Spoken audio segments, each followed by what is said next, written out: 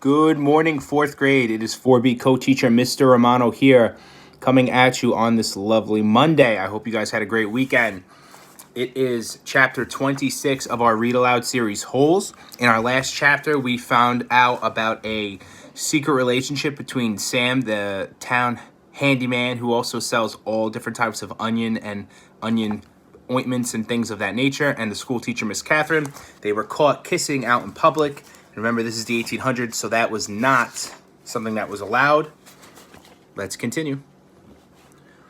There were no telephones, but word spread quickly through the small town. By the end of the day, everyone in Green Lake had heard that the school teacher had kissed the onion picker. Not one child showed up for school the next morning. Miss Catherine sat alone in the classroom and wondered if she had lost track of the day of the week. Perhaps it was Saturday. It wouldn't have surprised her. Her brain and heart had been spinning ever since Sam kissed her. She heard a noise outside the door, then suddenly a mob of men and women came storming into the school building. They were led by Trout Walker.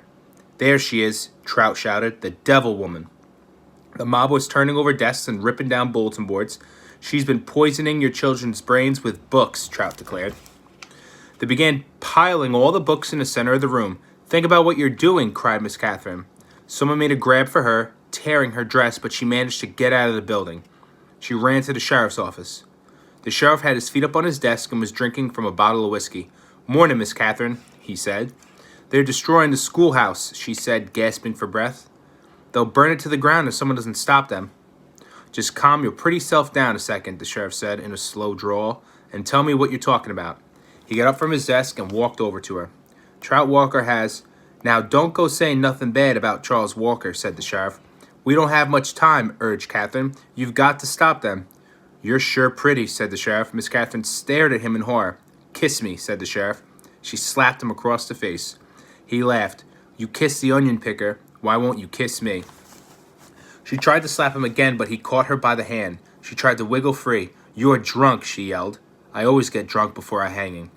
"A hanging? Who—" "It's against the law for a Negro to kiss a white woman." "Well, then you'll have to hang me too," said Catherine, "because I kissed him back." "It ain't against the law for you to kiss him," the sheriff explained, "just for him to kiss you." "We're all equal under the eyes of God," she declared. The sheriff laughed. "Then if Sam and I are equal, why won't you kiss me?" He laughed again. "I'll make you a deal. One sweet kiss and I won't hang your boyfriend. I'll just run him out of town." Miss Catherine jerked her hand free as she hurried to the door. She heard the sheriff say, "The law will punish Sam and God will punish you." She stepped back into the street and saw smoke rising from the schoolhouse.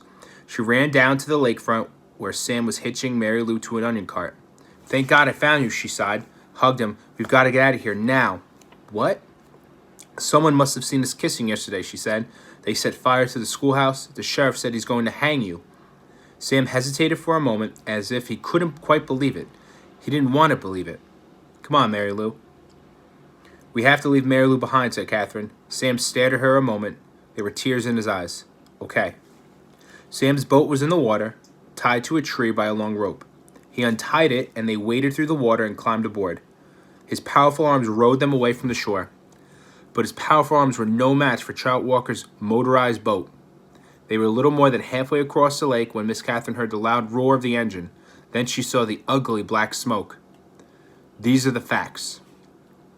The Walker boat smashed into Sam's boat. Sam was shot and killed in the water. Catherine Barlow was rescued against her wishes. When they returned to the shore, she saw Mary Lou's body lying on the ground. The donkey had been shot in the head. That all happened 110 years ago. Since then, not one drop of rain has fallen on Green Lake. You make the decision. Whom did God punish? 3 days after Sam's death, Miss Catherine shot the sheriff while he was sitting in his chair drinking a cup of coffee. Then she carefully applied a fresh coat of red lipstick and gave him the kiss he had asked for. For the next 20 years, Kissin' Kate Barlow was one of the most feared outlaws in all the West. So, we finally have our origin story of Kissin' Kate Barlow. We saw how the angry mob found out about her and Sam's relationship and how they took it and how they went to the god-awful extreme. We're going to continue with chapter 27 tomorrow. I'm going to put our question in the description of this video. You guys can check that out on Google Classroom. I love and miss you, and I can't wait to see you back. Bye, guys.